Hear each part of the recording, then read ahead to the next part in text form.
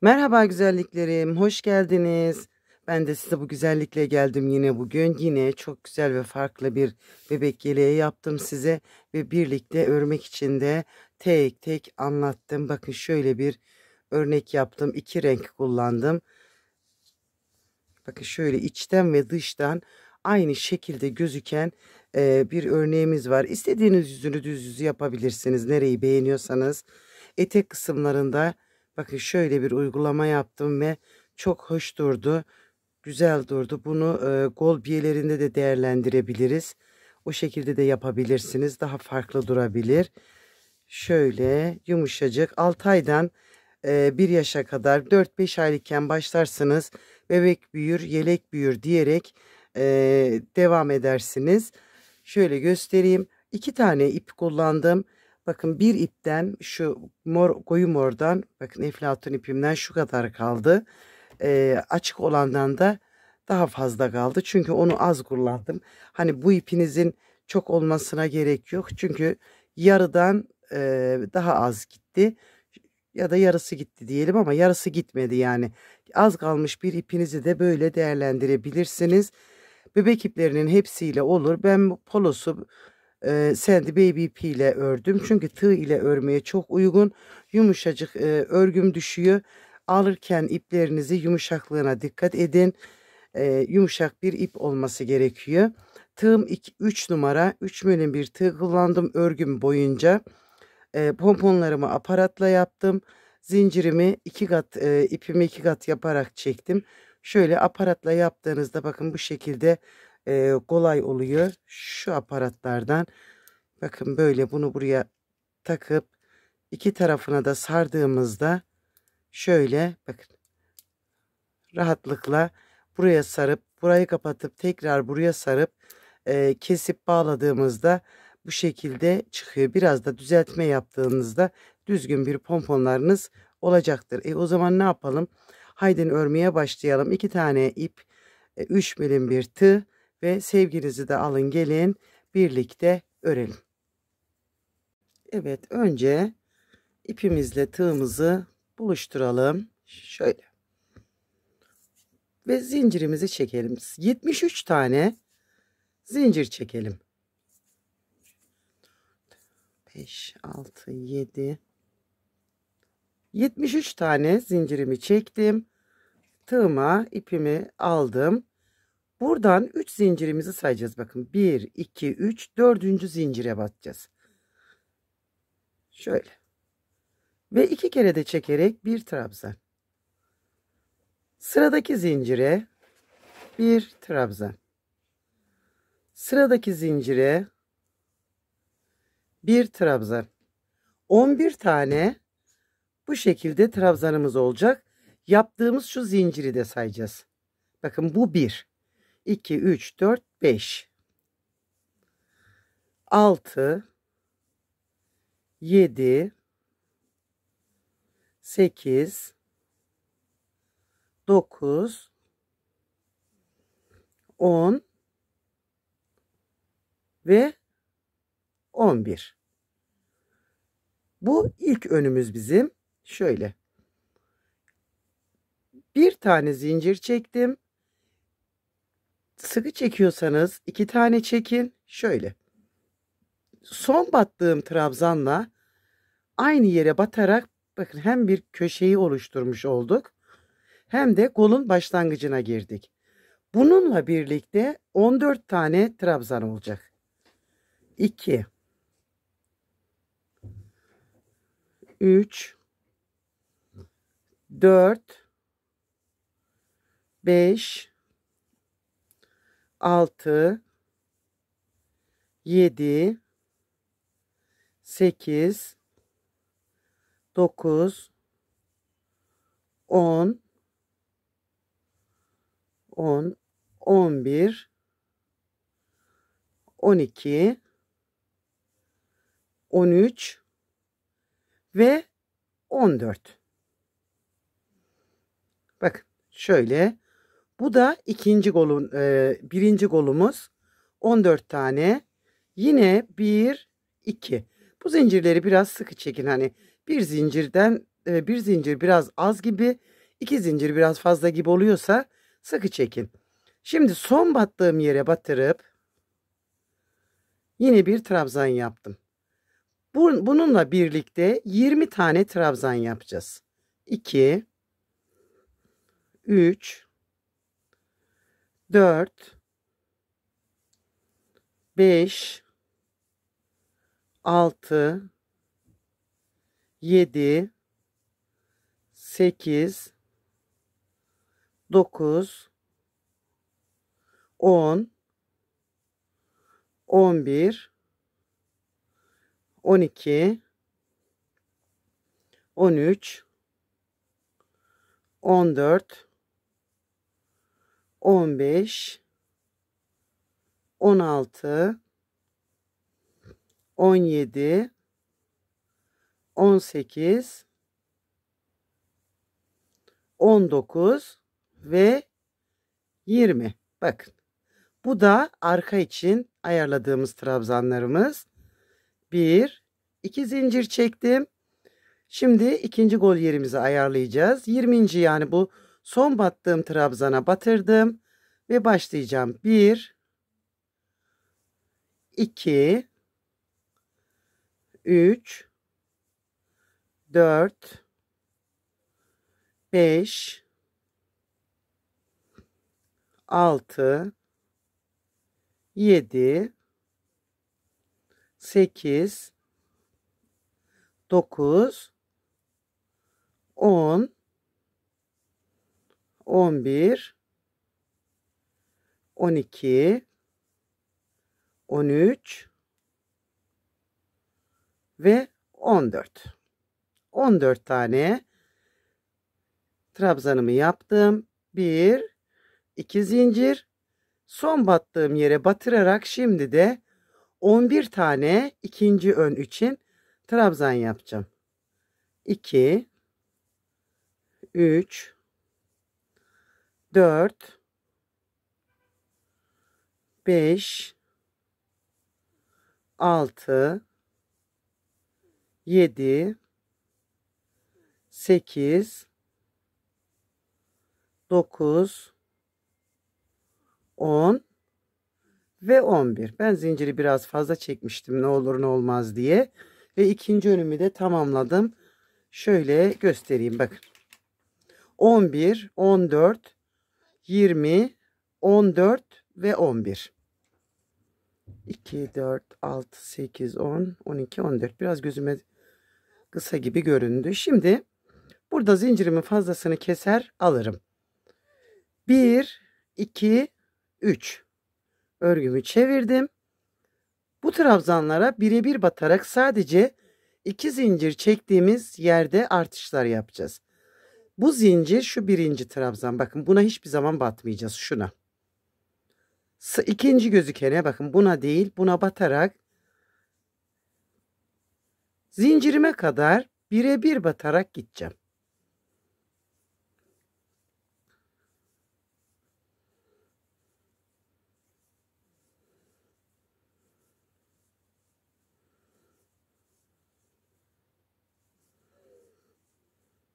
Ve şöyle. Bakın. Buralara birebir batarak geldim. Bu çektiğimiz 2 zincirli yuvaların içine 2 trabzan, 1, 2 trabzan, 1, 2 zincir ve yine aynı yere 2 trabzan. 4 tane artırmış oldum. Yine bu araya birebir batıp o geriye kalan 3 köşede de aynı artışı yapacağız. 16 tane artış yapacağız her sıramızda.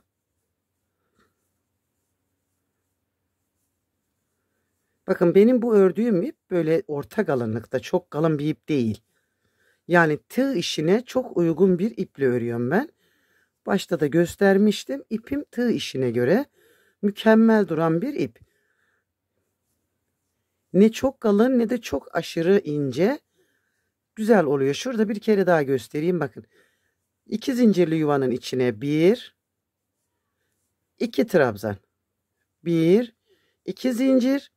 Aynı yere 2 tane daha trabzan.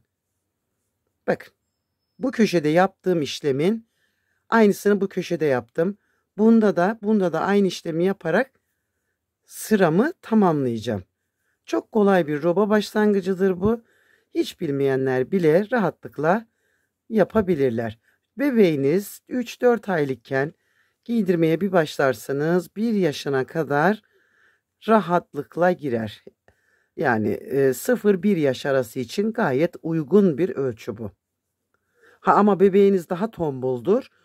Yani normalin üzerinde bir tombulluk varsa her köşeye 2, 4, 6, 8, 10 sayısı ekleyin. Biraz daha büyütün. Ama daha büyük bebekler için farklı sayılarda başlıyoruz zaten.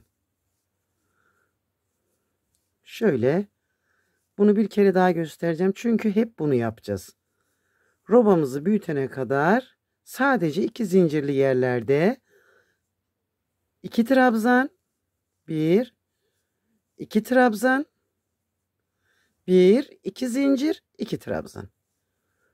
Tamamen bu işlemi yapacağız. Her sıramızda aynısını yapacağız. Şimdi ben sırayı tamamlayacağım. Sıramın sonunda bakın bu zinciri ne demiştik? Bu da bize 1 trabzan demiştik. Hemen bunun tepe noktasına batarak 1 trabzan yaptım. Ve burası bakın böyle dümdüz çıkıyor. Yani pürüzsüz bir iş oluyor. 1, 2, 3. Örgümü çevirdim. Birinciye değil ikinciye batarak yine başladım. 2 zincirli yere kadar geleceğim. Ve yine orada 4 tane artış yapacağım.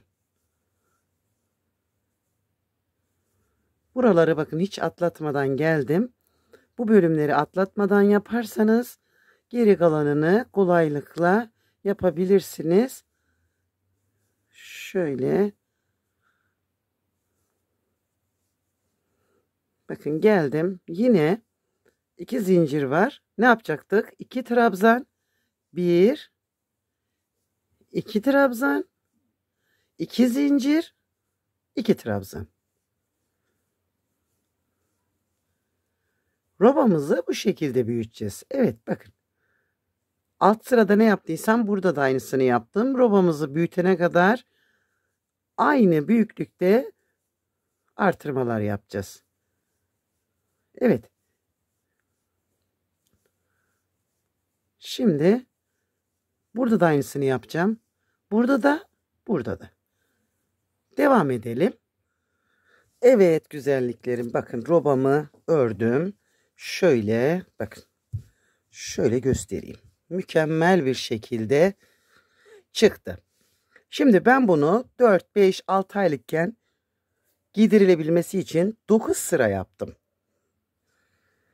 Bir sıra daha eklediğinizde 1 yaşında bir bebeğimiz de rahatlıkla giyer. Bebek büyür, yelek büyür. Bunu unutmayalım. Ve ne yapalım şimdi? Hemen kollarımızı ayırıp örneğimizi yapmaya başlayacağız. 1, 2, 3. Şimdi zincir olan yere kadar, bakın buraya kadar birebir batarak trabzan yaparak geleceğim. Yani yine aynısını yapacağız burada. Şöyle hepsine birebir batalım. Bakın şu ipi çekelim şöyle. Evet zincir olan yerdeyim. Önü ördüm.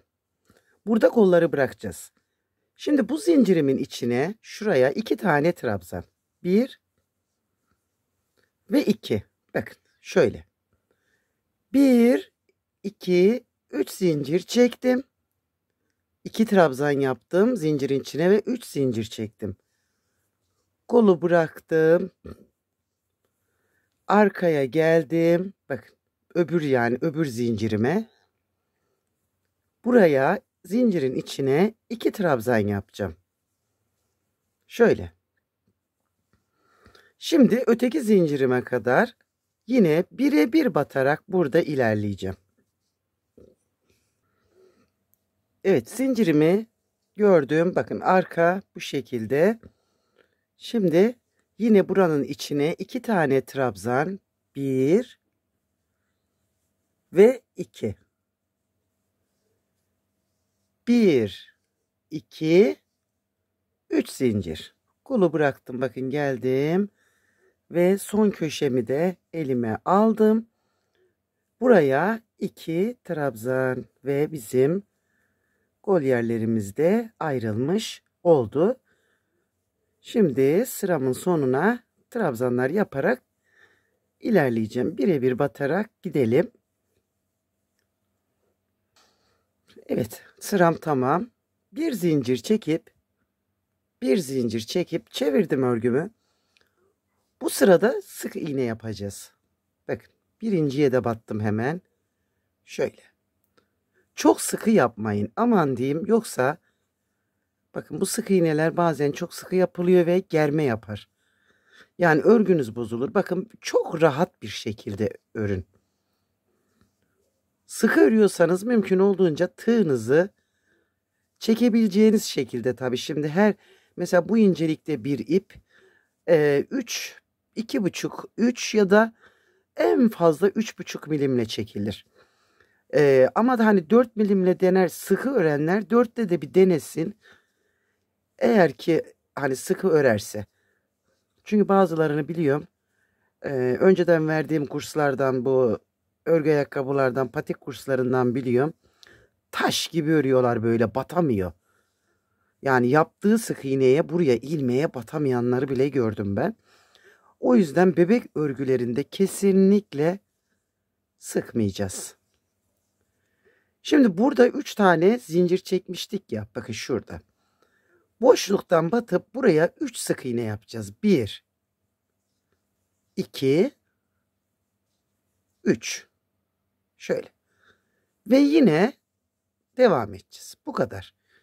Bu çektiğimiz 3 zincirlerin içine 3 tane sık iğne yapıp sıramızı tamamlayacağız. Öbür kol yerinde aynısını yapın. Bakın ne kadar güzel durdu. Şöyle göstereyim. Çok güzel durdu. Ve ben şimdi sıramı tamamlayacağım. Evet, sık iğne sıramı da tamamladım. Burada ikinci rengimize geçeceğiz. Bakın, açık lila bir ip kullanacağım. Şöyle ipi aldım. Bağladım. Bakın, buraya bir zincir attım. Şu öbür koyu mor ipimi bakın bir zincirin içine aldım. Ve burada bir tane daha zincir çekerek hem de bu ipimi yukarıya çıkartmış oldum. Şu ipi de içeride götürüp kaybedeceğim. Şimdi birinci bu zincirimiz, ikinciye batırıp bir trabzan yaptım. 3 ilmek üzerinden çalışacağız. Bakın 1, 2, 3. Tığıma ipimi aldım. 3, 3 çalışacağız, tamam mı? Birinciye batırdım. Bakın şöyle bol tutun. Birinciye batırdım. Ve bakın şu teki çektim. Ve uzattım. Şöyle. Sıradakine batırdım. İkinciye ipimi uzattım. Bu ikinciye tekrar batırdım. Bir daha. Ve üçüncüden de bir tane tek çıkarttım. Bakın şöyle. Tığımın üzerinde 2, 4, 6 tane ipim var. Hepsini birlikte çektim. Bir bağladım. Bir zincir, bir zincir daha. Bağladıktan sonra 2 tane daha zincir çektim. Tığıma ipimi aldım. Burada hatta şöyle, yok 2 iyi ya, 2 iyi. Bakın şimdi. Şimdi 3 tane, sıradaki 3 tane. 1, 2, 3. Birinciye batırdım. Tek çektim ve uzattım. İkinciye batırdım. Tek çektim ve uzattım. Burada ip almıyoruz. İkinciye tekrar batırdım. Bakın, üzerine ip almadım. Üçüncüye batırdım ve uzattım. Hepsini birlikte çektim. 1, 2, 3. Şöyle. Bakın ilk başlarken üzerine aldım. 1, 2, 3 tane. Bakın batırdım sıradakine. Tek bir taneden çektim. Sıradakine batırdım. Tek çektim. Aynı yere bir kere daha batırdım. İkinciye çift batıyoruz. Ve üçüncüden bir tane daha çıkarttım. Şöyle. Toplarken şurayı parmağınızla tutun, ölçü bozulmasın. Bakın şöyle. 1, 2, 3 zincirimi çektim ve bıraktım. Tuttum. Bakın ipimi aldım. 1, 2, 3. Birinciye batırdım. Tek çektim ve uzattım. İkinciye batırdım. Tek çektim ve uzattım. İkinciye tekrar batırdım. Aynı yere 2 tane yaptım ve üçüncüye geldim. İpimi çektim. Burayı elimle sıkıca tuttum. Bakın şura var ya. Şöyle zincirlerimi çekene kadar bırakmadım. Ve bıraktım. Bakın ip de buraya kadar geldi. 3 taneden bir kere daha göstereyim. Bakın birinciye batırdım. Önce birinciye başlarken tığımın üzerine ip aldım. Bir tek çektim. İkinciye batırdım. İkinciye tekrar 2 defa yaptım. Ve üçüncüye yaptım. Tığımda 6 tane ipim var. Tığımdaki şunla birlikte. Burayı tuttum. Bakın hepsini şöyle elimle tuttum. 1, 2, 3 zincir çekip öyle bıraktım. Ve şu şekilde bir görüntü oluşturduk. Bütün sıra boyunca bu işlemi yapacağız. Ve hızlanalım. Bakın böyle hızlandığınız zaman ilerleyecek. 3. Yeni yapıyorsanız, acemiyseniz bu gösterdiğim şekilde çekin ki zorlanmayın. Hani dağılmasın örgünüz. Şöyle.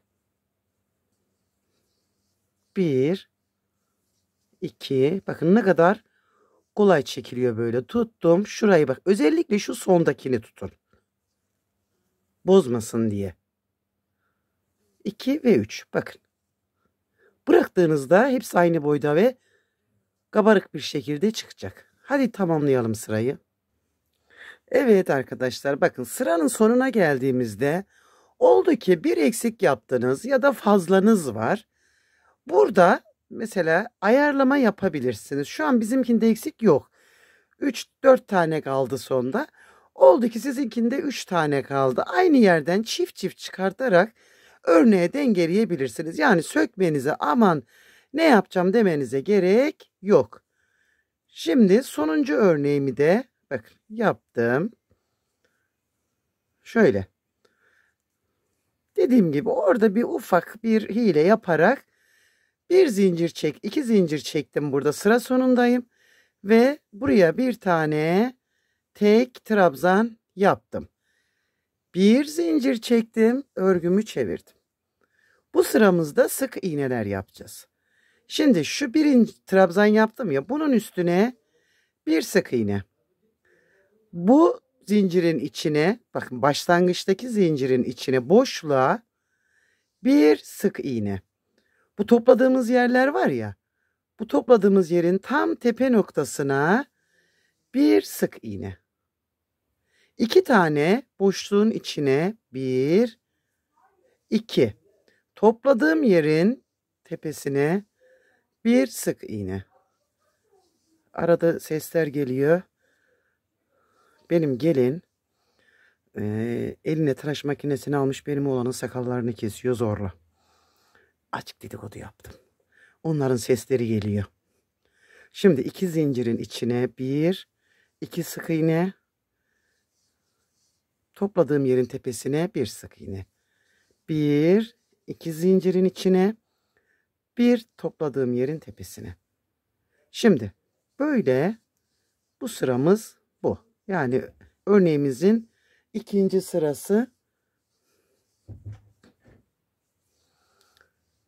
Hızlı bir şekilde burayı da böyle tamamlayacağız. Gözünüzü seveyim, sıkı örmeyin. Bak, sıkıştırırsanız aynı görüşü, duruşu alamazsınız. Sıramızı tamamlarken bakın burada yine boşluğun içine bir sık iğne yaptım. Şimdi burada bir trabzanımız vardı ya. Tığımı buraya batırdım. Bakın ipimi aldım. Toplamadım. İki ipi birlikte çektim. Çünkü buraya kenar tığlaması yapacağız. Bunlar burada kaybolup gidecekler. Hemen öbür ipimi bakın mor olan ipimi aldım. Şimdi ipi yine içinde aldım ve getirdim.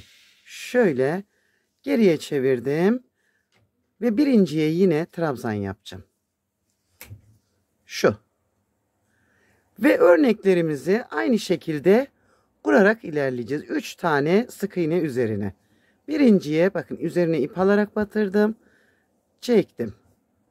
İkinciye batırdım. Çektim. Ve aynı yere bir tane daha. Ve üçüncüden de bir tane aldım. Tığımda 6 tane. Hepsini birlikte çekip buraya 1, 2, 3. Sırada 1, 2, 3, 4 defa bu şekilde çekim yapmış olduk. Hepsini birlikte çektim. 3. Örneğimiz bu güzelliklerim. İki sırada bir örneğimiz yenileniyor. Bir sıra bu trabzanlarımız bir sırada sık iğneli sıramızla devam ediyor. Şimdi bunu istediğimiz boya getirene kadar öreceğiz. Ve ilerleyeceğiz. Bakın hep birbirlerinin üzerlerine denk gelecekler zaten.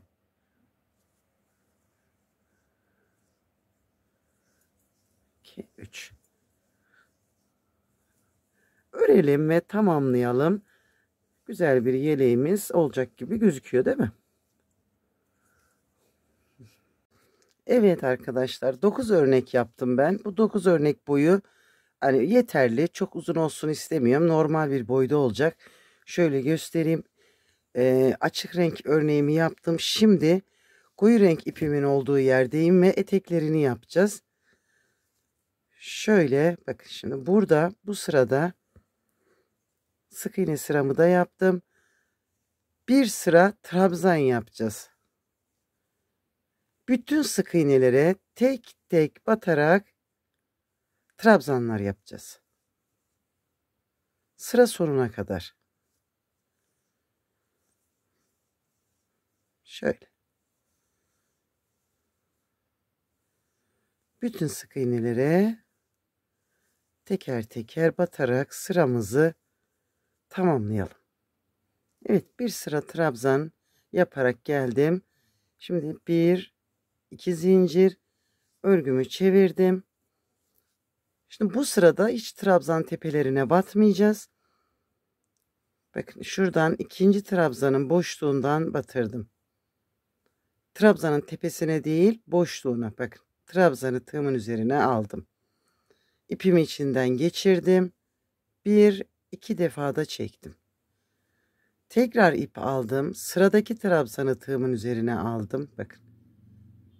Boşluktan iki kere de çektim. Yeniden bak sıradaki trabzanı boşluğundan böyle. Trabzanı boşluğundan aldım. Bu sıramızda ya hiç trabzan tepesine batmadan sadece trabzanları boşluğundan alarak ilerleyeceğiz. Sırayı tamamlayacağız. Şöyle.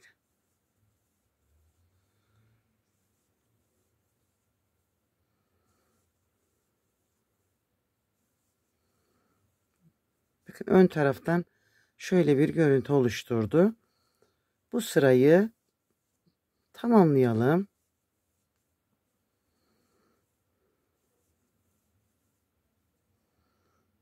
Bu sıramda tamam. Bir iki zincir çekip örgümü çevirdim. Ve bakın şöyle. Burası bizim örgümüzün ön yüzü. Burada giderken hep önden almıştık. Şimdi burada giderken de arkadan tığımızı batırıp trabzanı tığımızın üzerine alıp yapacağız. Bakın. Tığımın üzerine aldım. Sıradaki trabzanı boşluğundan batarak tığıma aldım. ve bir trabzan yaptım. Sıradaki trabzanı arkadaki, bakın. Şöyle.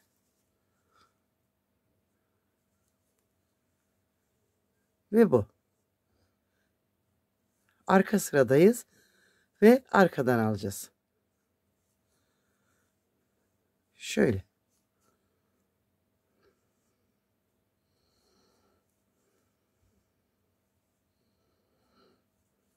Bu sıramı da bu şekilde ilerleteceğim.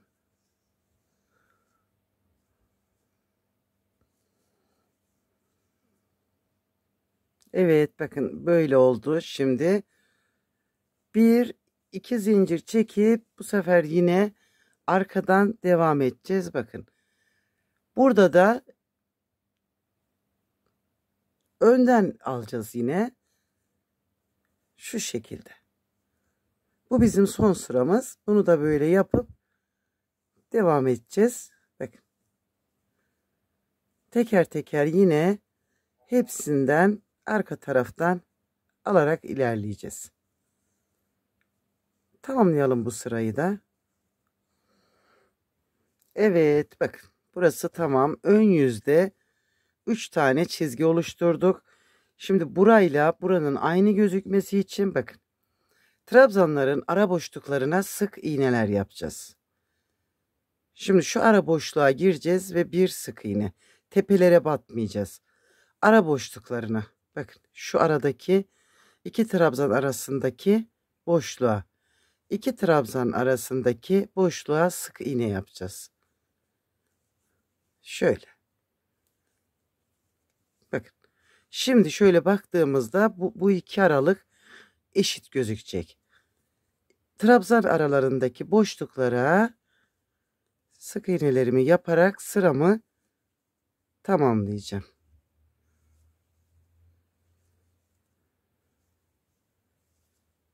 Ve böyle bakın. Hadi yapalım.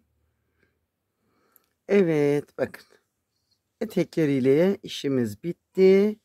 Şimdi ön biyesini bakın burayı tığlayarak devam edeceğiz. Şimdi düğmeli yapmak isterseniz bile bakın bu trabzanların aralarından zaten düğmeler geçiyor. Şu noktalardan mesela hiç düğme deliğine gerek duymadan kullanabiliyoruz. Zaten gereksiz bir şekilde yapmış olacağız. Şimdi burada 3 tane zincir çektim. Bakın. Şu birinci boşluğa şu çizgilerim var ya, iki çizginin arasına trabzana batırdım ve buraya 1 2 3 4 5 6 7 tane trabzan yaptım.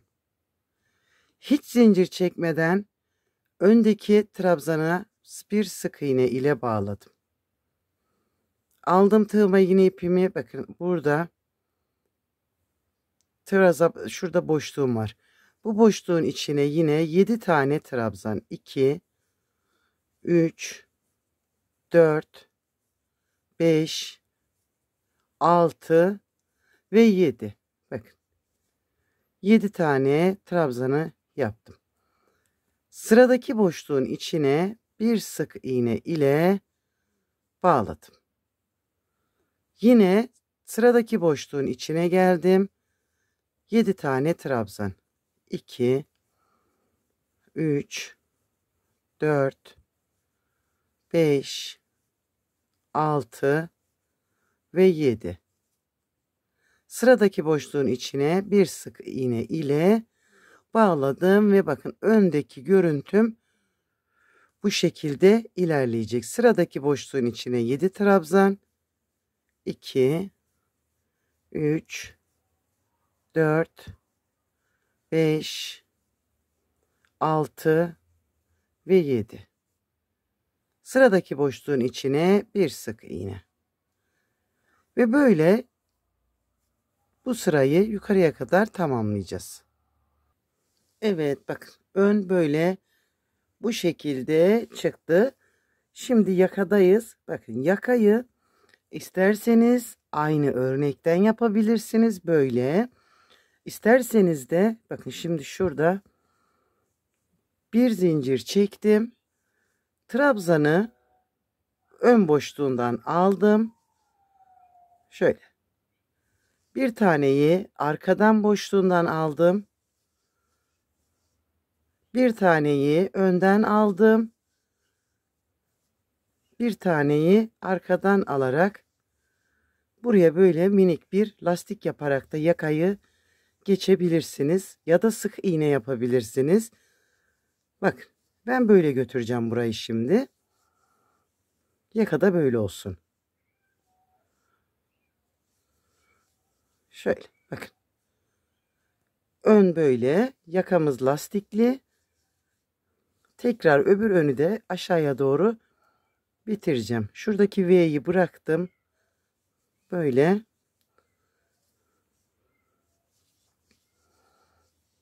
Evet. Bakın. Evet arkadaşlar, şöyle göstereyim. Bakın önler böyle oldu. Etek uçlarımız bu şekilde. Şurada ikinci önüm ve bakın bu da yaka. Yakayı da böyle yaptık. Kol kenarlarını da önlerle aynı tığladım. İki kolu da aynı şekilde tığlayarak yeleğimi tamamladım. Bağcığı ve pomponları kaldı. Onları da tamamlayıp yeleğimi bitireceğim. Beni izlediğiniz için hepinize teşekkür ederim. Hoşça kalın, sevgiyle kalın, abone olup benimle kalın.